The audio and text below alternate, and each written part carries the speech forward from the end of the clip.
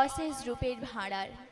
এখানে যেমন থাকে সকালের স্নিগ্ধতা, গোধূলির বিষণ্ণতা, গ্রীষ্মের রুক্ষতা, বর্ষার শ্যামলিমা, শীতের আবছায়া কিংবা বসন্তের রং, ঠিক তেমনই থাকে দিনের বিভিন্ন সময় বিভিন্ন রঙের ও রূপের খেলা।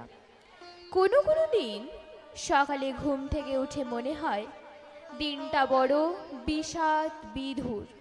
আবার কোনো দিন মনে হয় আকাশের সোনা রং যেন মনের ভেতরটাকে রাঙিয়ে দিচ্ছে অপরূপ আভায়।